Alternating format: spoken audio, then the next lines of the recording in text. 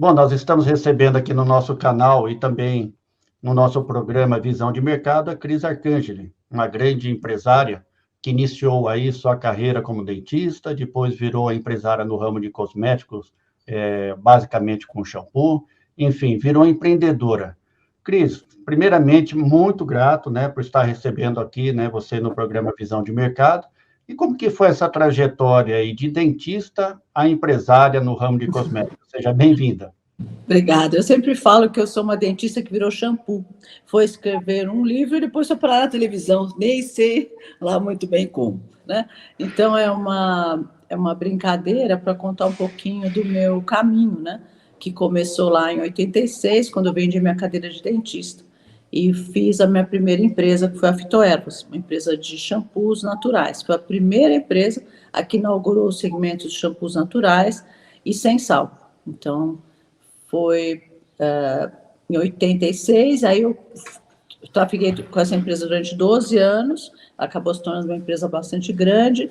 Eu vendi em 98 para uma multinacional americana, e nessa época ela já tinha 800 funcionários, era uma empresa líder no seu segmento, né? Nessa companhia nós lançamos, além dos shampoos Fitoervas, o conceito do shampoo sem sal.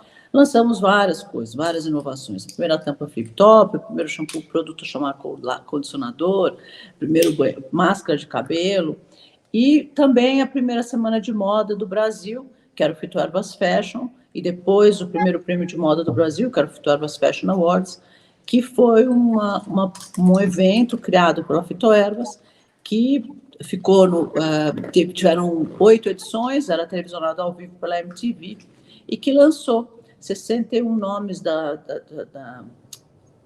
moda brasileira aqui no Brasil, novos nomes, né? Então foi bem legal essa história. E nessa trajetória toda, Cris, já foram 4 êxitos, né, de sucesso, e mais aí uma gama, né, de novas empresas em sociedade que você alavancou aí para estar escalando. Qual é o segredo da Cris para o sucesso? Olha, eu sempre falo que para você ter sucesso nos negócios, você precisa conhecer um pouco sobre tendência, conhecer um pouco sobre futurismo, né? Entender. E futurismo não é um feeling, não é uma imaginação, ele é um estudo de dados, de cenários que te mostram para onde o mundo está indo, o que vão acontecer em vários mercados. Isso te dá uma certeza das tendências que devem estar por vir nos próximos 5 a 10 anos. Aí, quando você conhece um pouco sobre tendência, conhece um pouco sobre o que está no inconsciente coletivo que as pessoas precisam e que às vezes elas nem sabem que precisam, você começa a inovar. E quando você inova, você tem um diferencial competitivo importante que te dá uma possibilidade de ter mais margem. Quando você tem mais margem, você vende mais, você tem mais margem. Quando você tem mais margem, você tem mais lucro. E aí uma empresa com lucro consegue investir em marketing, em pessoas, em novos produtos, e ela cresce e escala mais rapidamente do que as outras. Então, na verdade, tudo nasce através da inovação. Agora, Cris, você sempre fala da importância de ter aí uma marca brasileira reconhecida internacionalmente. Conte-nos um pouquinho, né, sobre esse sonho, né, antigo sonho, desde a Fitoervas e como chegou lá na Beauty. Eu sempre, sim, eu não entendia por que o Brasil, sendo o segundo ou terceiro maior mercado de cosméticos do mundo, não tinha uma marca de representatividade internacional. Quer dizer, você chegar no supermercado nos Estados Unidos ou na Europa e não encontrar nas gôndolas uma marca brasileira. Então, eu sempre tive esse sonho, esse propósito eu sempre gostei, né, de transformar mercados, de transformar a vida das pessoas, mas muito do meu propósito era realmente criar uma marca brasileira de representatividade internacional. Então, com isso, a primeira tentativa foi a Fitoervas, que acabei vendendo para uma multinacional americana, então realmente ela foi para os Estados Unidos, então ali eu já me senti bem feliz em relação a isso. Depois veio a que foi a segunda marca que eu lancei, que era um passo à frente da Fitoervas, porque ela era um produto, além de natural, ele era orgânico, e ele tinha uma base que não era química, era uma base também verde, né? O Lauril, o detergente do shampoo, era verde. Então, um produto bastante tecnológico, bastante moderno. E essa empresa eu também fiz um exit, vendi para Monte Cristalina, que deu origem depois a Hipermarcas. E aí, na sequência, depois dessa venda, aí eu mudei um pouco de segmento, fui para o segmento de alimentação, e foi onde eu criei o primeiro produto de colágeno do mundo. Então, o primeiro produto de alimentação com colágeno, que foi uma nova categoria que a gente chamou de aliméticos, alimento misturado com cosmético, ele mistura alimentos, vitaminas e ingredientes cosméticos num mesmo produto. Então, nós lançamos o Beauty Drink, Beauty Candy, Beauty Bar, e começou com esses 3 produtos, e depois vieram 80 produtos na escala. Cris, você sempre está, como a gente conversou um pouquinho antes, né, você falou que não para, né, as reuniões não param. O que te motiva a cada dia que você acorda? O que te motiva? O que te move? O que faz a diferença para você? E até uma dica para quem está aí, de repente, desanimado devido à pandemia, enfim. O que faz a diferença, né, para criar o seu negócio?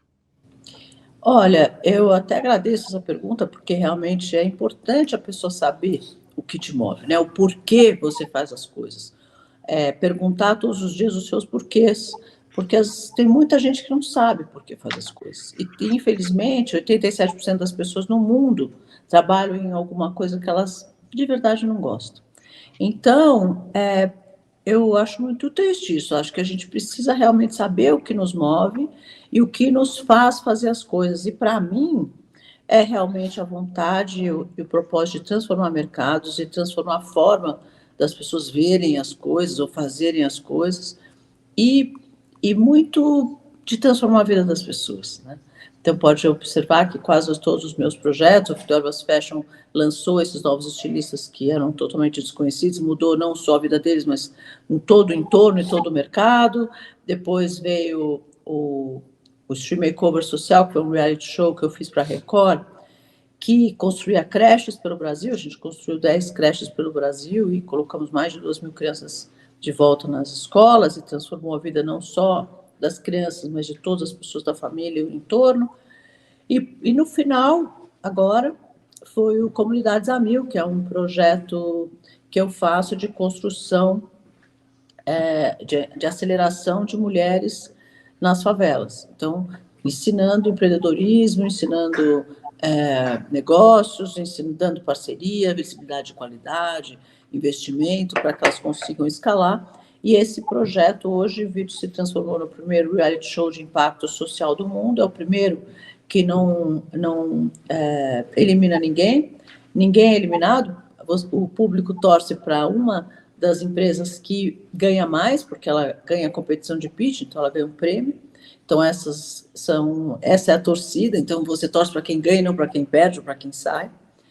E o mais legal desse programa é que realmente ele vai rodar todo o G10 Favelas. Então, a nossa ideia agora, ele deve ir para o ar para uma televisão aberta, que a gente está encerrando aí uma negociação, e ele vai rodar todo o G10 Favelas, fazendo realmente as favelas empreendedoras mostrarem a sua potência.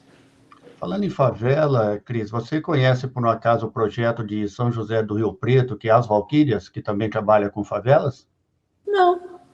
Depois eu vou te passar, tá? É muito interessante, já ganhou vários prêmios. Ela também trabalha com empreendedorismo também com favela, já foi no Fantástico, tudo, tá? Que legal. Tá bom? Agora, sim, você já falou de várias partes da sua vida, Cris, como empreendedora, várias empresas, vários produtos. Falta algo ainda a ser conquistado?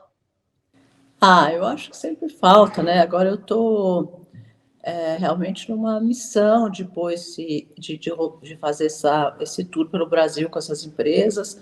Depois nós temos vários novos produtos, e hoje eu também, como veio da minha participação no Shark Tank, algumas empresas que eu entrei como investidora e outras que eu não entrei no Shark Tank, mas que vieram desde que eu me tornei investidora. Eu tenho muito o propósito de acelerar essas pequenas empresas, porque eu sempre investo em empresa de mulheres, e empresas pequenas e médias, então acelerar empresas dessas mulheres para que elas possam escalar e ganhar o mundo. Agora você tocou no assunto do Shark Tank, né? Ali você tem um tempo reduzido para acreditar na pessoa, para saber se vale a pena investir ou não. O que era o principal foco que você via, que você fala assim, não, esse eu vou investir? Era o brilho nos olhos da pessoa? Era a empolgação na fala? O que te movia para investir no Shark Tank? Quando a gente está ali e abre aquela porta que entra o empreendedor, a gente não sabe quem é, né? A gente não sabe nada do que vai acontecer. Então você fica olhando para o empreendedor, olhando para aquela mesa que tem do lado com as coisas, para tentar entender do que se trata. A gente fica 1 hora ali com eles, vai para o ar só 7 minutos. Então as pessoas que assistem têm essa impressão de que é pouco tempo. Realmente não é muito tempo, mas é muito mais do que os 7 minutos que vai para o ar. A gente fica 1 hora com eles. Mas é bastante editado e tudo, porque é um reality show. E então você acaba que conhece um pouco a pessoa, mas sem dúvida nenhuma, o que mais faz com que você, que pelo menos para mim, faz com que você invista é a pessoa, né? O empreendedor em si. Eu sempre falo que as coisas não são maiores do que as pessoas. Então, você ter uma pessoa que tem sangue nos olhos, que conhece o negócio dela, que conhece o mercado, conhece o consumidor, conhece os concorrentes, sabe para onde está indo, entende os seus desafios, entende as suas oportunidades, essas são as pessoas que a gente realmente tem que investir. Então, eu invisto em quem tem conhecimento de mercado e é apaixonado por aquilo que faz. O conceito e também definição de antifrágil, né, que foram dedicados a você aí em diversas situações, Cris. Conte um pouquinho como que é ser uma empreendedora serial e o que é ser antifrágil. Olha, a empreendedora serial é aquela que pega um negócio do zero, constrói do zero até crescer, quando cresce, vende, faz um exit, pega um outro do zero de novo, constrói, cresce, escala, vende, aí pega um outro, começa de novo. Isso eu fiz durante 4 vezes. Então, e por isso que eu me tornei uma empreendedora serial. E o que faz... E a outra pergunta qual era mesmo? Oi? Antifrágil? Antifrágil. Antifrágil. E uma pessoa antifrágil é aquela que ela encara os desafios de uma forma um pouquinho diferente, né? Ela, em vez dela sair reclamando, por que isso está acontecendo comigo, por que isso está acontecendo com o Brasil, por que isso está tão ruim assim para mim, o que está acontecendo comigo, ela entende que todos os desafios que acontecem para nós e não conosco, né? E quando acontece para você, é para que você pense mesmo, aprenda com aquilo e saia melhor daquilo. Então, quando você muda o mindset de vitimismo, de por que isso está acontecendo comigo, e fala, por que isso aconteceu para mim? O que eu tenho que aprender com isso que aconteceu?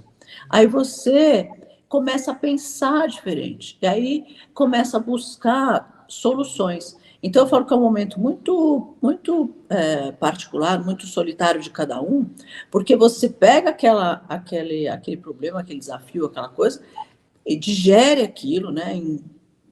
Digere, pensa sobre ele, e aí quando isso sai, ele sai completamente transformado em novas oportunidades, numa nova forma de fazer as coisas, num novo negócio, num novo modelo, e aí você sai muito melhor, você sai inovando, sai estrategicamente mais forte, buscando estratégias e caminhos para você conseguir vencer aquele desafio. Então, isso é um comportamento antifrágil, né? Porque antifrágil é como se fosse uma vacina. Você toma e fica meio vacinado daquela história, aquilo não te pega mais. E agora falando um pouquinho de inovação. O que ainda pode ter de novo para o empresário brasileiro? Tem muito ainda a desbravar? Tem muito para desbravar. E você estava me falando agora no começo, na introdução, sobre pandemia, né? Toda vez que você tem uma crise, você tem oportunidade. E a pandemia não foi só uma crisezinha, né? Ela foi uma crise econômica, social, política, ela foi uma crise muito extensa e muito profunda. Quando você passa por uma crise tão extensa e tão profunda quanto essa, ela transforma os mercados, ela transforma hábitos, e essa foi uma que transformou grandes hábitos. Olha a gente aqui fazendo uma entrevista online, que era uma coisa que era impensado no passado. Então, quando você tem grandes transformações, você tem antigas dores que deixam de existir e novas dores que surgem. Quando surgem novas dores, os empreendedores ficam todos felizes, porque empreendedor é isso, né? Ele é um cara que está buscando novas dores para achar soluções para essas dores, depois ele vai lá e vende essa solução. Se for uma solução mirabolante, ele vai conseguir vender muito, muito caro. Se for uma solução mais comum, ele vende um pouco mais barato, mas ele vende solução para a dor, sempre. Então, sempre que a gente tem crises, a gente tem novas oportunidades de negócio. E como o mundo está muito dinâmico e está se transformando muito toda hora, nós vamos ter oportunidade de negócio a todo momento. E a gente vê, né, quando começa a discutir sobre futurismo, quanta oportunidade tem de investimento daqui para os próximos 5 ou 10 anos. Você falou em futurismo, né? Olha um pouquinho mais, né? Só um pouquinho mais aprofundado desse conceito e como podemos aplicá-lo. Então, o futurismo ele é uma análise de dados sobre os mercados, sobre os comportamentos, sobre as atitudes das pessoas, dos consumidores, sobre cada mercado. E aí, quando você começa a estudar esses cenários, você começa a desenhar o que vem pela frente, ou conseguir antecipar o que vem, as novas tendências, o que vem pela frente. Quando você consegue antecipar tendências, você consegue vislumbrar as oportunidades antes dos outros. E aí você consegue transformar o seu negócio ou inovar dentro do seu negócio, ou você consegue perceber oportunidades de começar novos negócios, ou novos produtos, ou novos serviços. Então, para todo mundo que está no empreendedorismo, num mundo dinâmico como o nosso de hoje, precisa entender o que vem pela frente. Porque, assim, a rapidez e o dinamismo desses mercados, dessas mudanças de comportamento, de atitude, de pensamentos, isso tudo é tão, tão rápido que se você perder o bonde, né, eu falo, você perder o trem, você fica obsoleto em pouquíssimo tempo. E você tende a perder muito dinheiro se você ficar obsoleto e for superado pelos outros. Então, para que você consiga perpetuar o seu negócio, você precisa entender sobre tendência, entender sobre o comportamento das pessoas, entender sobre as demandas que irão existir nos próximos anos e como para que você consiga dirigir as suas metas, dirigir o seu planejamento para um crescimento mais sólido e consistente. Então, Cris, para a gente finalizar aqui, já agradecer, né, sua participação no Visão de Mercado, quais os caminhos para os empresários brasileiros, o que eles podem esperar para os próximos anos? A gente terminou a pandemia, agora tem guerra da Ucrânia, tem o medo de bomba na usina nuclear, tem gente até tomando comprimido, né, para evitar algum tipo de mal. Como que você vê os próximos desafios na área digital, o metaverso que veio com tudo agora, e redes sociais? Olha, eu acho que o Brasil tem uma oportunidade enorme. Desde que eu comecei a empreender, quase 30 anos atrás, as pessoas desenhavam o Brasil como um país do futuro, como um país que será uma grande potência um dia, e o país do futuro, e aí se dizia, bom, esse futuro não chega nunca. Eu acho que, finalmente, esse momento do futuro do Brasil se transformou no momento presente. Nós somos uma grande potência no agro que tem a oportunidade de fornecer alimento para o mundo. A gente tem uma grande oportunidade de carbono, porque nós temos a Amazônia, que só nós temos, né? Hoje é uma floresta muito importante. Então, para o mundo, isso é muito importante. Então, nós temos água, a gente tem uma capacidade de fornecimento de alimento e energia, né? Porque também na energia solar o Brasil é um poder. Então, se a gente conseguir armazenar essa energia, e já existem vários estudos e vários trabalhos sendo construídos a nível de baterias para armazenar a energia solar, a energia eólica que o Brasil produz, O Brasil é realmente um país do futuro. A gente tem aí um momento político-econômico bastante importante, onde o Brasil está no caminho certo econômico, com aumento do PIB, redução de impostos e aumento do emprego. Então, é um momento muito, muito feliz para o Brasil. Se a gente conseguir manter essa mesma política e conseguir manter essa mesma situação para os próximos anos, a gente deve, em 10 anos, ser uma grande potência mundial. E as mídias sociais estão mudando muito, né? Do mesmo jeito que existe uma grande controvérsia em relação ao vício, ao quanto isso controla a vida das pessoas, o quanto isso é bom ou ruim. Existe o caminho da Web3, que vem completamente sem controle, sem donos, onde isso vai ser uma coisa aberta, né? É uma internet aberta. Nós temos o metaverso, que é uma promessa, mas que é ainda uma tecnologia bastante pesada e que não vai todo mundo poder usar no curto prazo, mas pode ser que sim, ela tem a sua importância, principalmente na área de treinamento, de vendas de algumas coisas. Você vai conseguir fazer isso através do metaverso de uma forma muito realista, que é um pouco melhor do que a internet normal. Então, acho que nós temos algumas ferramentas na tecnologia que estão vindo para agregar, né? E vem, por um outro lado, também um momento de consciência, o quanto essa tecnologia está sendo boa ou ruim. Quer dizer, boa ela sempre é, mas o quanto as objeções precisam ser tratadas e devem ser tratadas nos próximos anos. Que a gente sabe que do jeito que está exatamente não deve ficar, né? Então, vamos observar, vamos acompanhar exatamente, isso é um dos assuntos no futurismo, né? O que vai acontecer com as mídias sociais. Vamos acompanhar os próximos eventos, falar um pouco sobre isso com todo esse nosso evento do Centurion. Teremos lá cabeças muito importantes falando sobre isso, o presidente do Google, por exemplo, que é o CEO do Google aqui, ele é presidente do Google nos Estados Unidos, falando sobre tendência. Então, eu acho que é importante a gente ouvir um pouco essas cabeças muito, muito criativas e muito poderosas para que a gente consiga tirar uma conclusão mais clara do que veremos nos próximos 5 ou 10 anos. Mas, com certeza, o Brasil será uma grande potência. Visão de mercado com Rogério Cabral. Oferecimento. Levni. Integrar, inovar e acelerar o seu negócio. GPO.net. Democratizando a LGPD. Village Marcas e Patentes, a marca que registra. Telecontrol, o melhor software em gestão de pós-venda do Brasil. Breda Sistemas, tecnologia a serviço da sua empresa. Cristo Rei, um aprendizado que faz brilhar. PPA, levando soluções inovadoras para os 4 cantos do Brasil. Life Empresas, com a sua empresa sempre. 2DCB, nascemos designers, crescemos comunicadores. Assim, Associação Comercial e de Inovação de Marília. Amigas do Lar, a mãozinha amiga que você merece. Pierucci Studio, produção de áudio publicitário. Estúdio Estética Automotiva, som e acessórios em geral. Ótica Feres, que lindo seus olhos aqui.